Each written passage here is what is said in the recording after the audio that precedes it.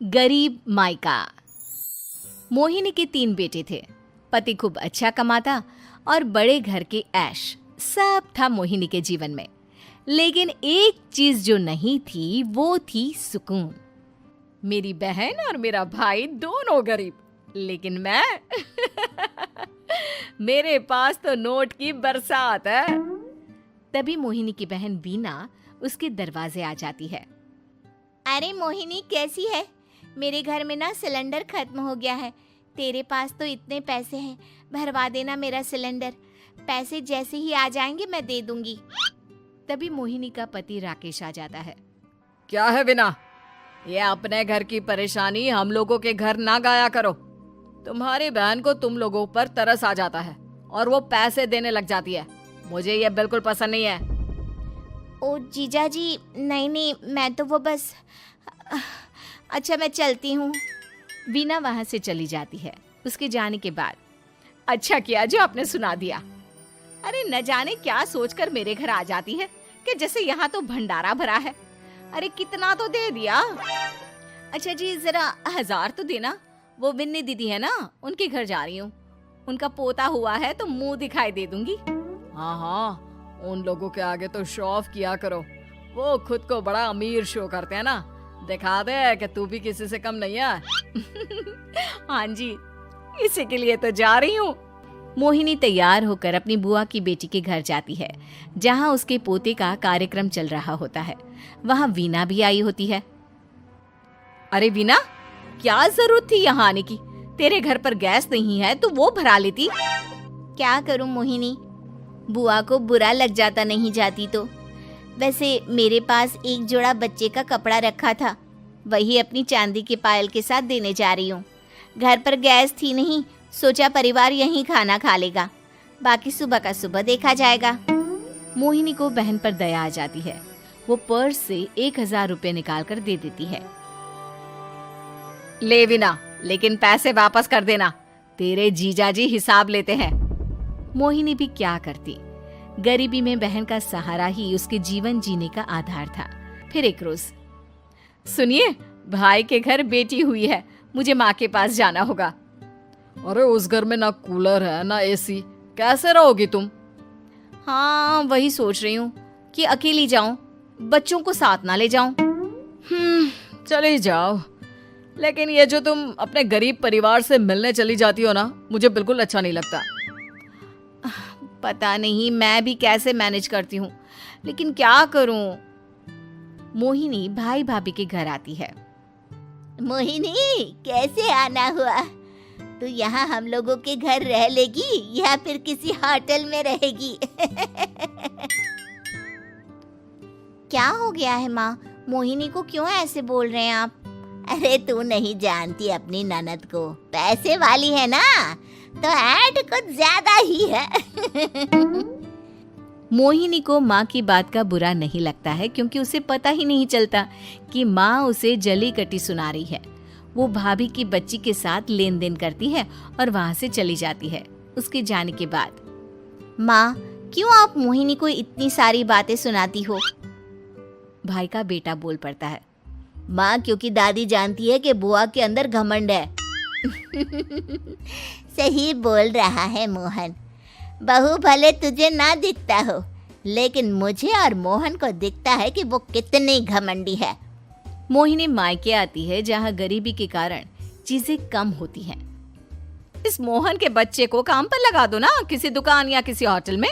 बर्तन धो लिया करेगा, कम से कम 4 पैसे और आएंगे घर में।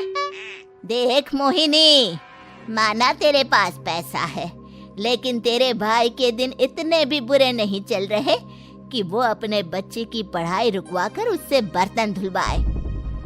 मोहन माँ की ओर देखता है, जैसे आंखों से बोल रहा हो, देख लिया बुआ का हाल।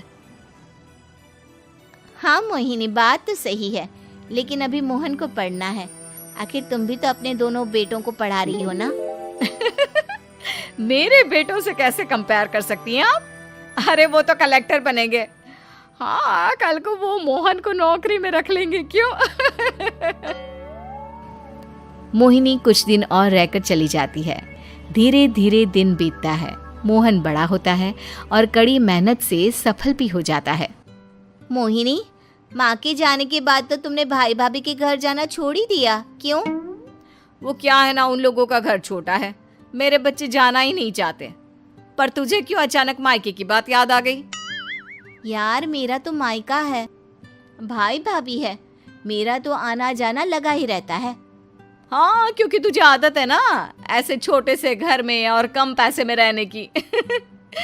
वैसे क्या खबर है आजकल मायके की अपने? अब वो घर छोटा और कम पैसे का नहीं रहा, क्योंकि मोहन तो बहुत बड़ा आदमी बन गया है। फिर क्या? मोहिनी भाभी को फोन करती है। मोहन किसी बड़ी कंपनी का मैनेजर हो गया है क्या भाभी? क्या ये सच है? हाँ मोहिनी दीदी, अब तो हम लोगों के गरीबी के दिन कट गए। आपके भाई ने कोई अच्छे कर्म किए होंगे, जो हम लोगों का बेटा इतना अच्छा कमा रहा है।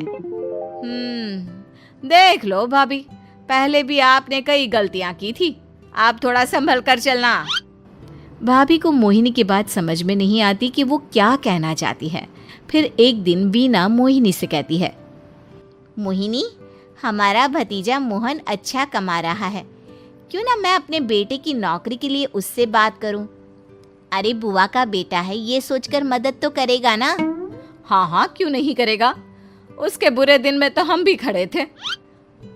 मोहन को वीना फोन करती है और अपने बेटे की मदद करने की बात करती है। हाँ हाँ बुआ, क्यों नहीं, आप सिद्धार्थ को भेज दें, मैं अपनी ही कंपनी में उसकी नौकरी करवा देता हूँ। दिन बीतते हैं, अब वीना के हालात भी अच्छे हो जाते हैं। क्या बात है वीना, तूने भी कार ले ली, वो भी इतनी अच्छी? हाँ मोहिनी, अपने भतीजे के कारण तो हम लोगों की दिन अच्छे हो गए।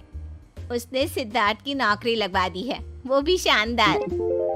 ठीक है, लेकिन पैसे ख्याल से खर्च करना। वो क्या है ना, पैसे आने आसान है लेकिन संभालने मुश्किल। मोहिनी घर पर अपने पति से बात करती है। देखो ना, सबके पास पैसे हैं, एक वक्त था जब मैं ही अमीर हुआ करती थी।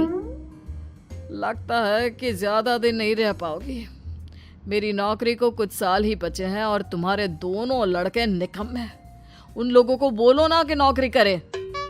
तभी वहाँ मोहिनी के बेटे भी आ जाते हैं। अरे हमें क्या मोहन समझा है, जो दिन रात गधे की तरह काम करते रहे? खैर, दिन फिरते हैं और मोहिनी के पति की नौकरी भी खत्म हो जाती है। मोहिनी क्या करे, थोड़े से पैसे में गुजारा नहीं हो रहा है, तो क्या करे, मेरी समझ में कुछ नहीं आ रहा। मोहन को बोलो ना कि वो इन दोनों के लिए नौकरी देखे, जैसे सिद्धार्थ के लिए नौकरी देखी है। मोहिनी क्या कहती, उसे अपने वो दिन याद आ जाते हैं जब उसने भाभी से मोहन को नौकर बनने की सलाह दी थी। क्या हो गया, क्या सोच रही हो मोहिनी? यही कि वक्त कभी भी किसी का भी पलट सकता है, ऊपर वाले से डर कर रहना चाहिए।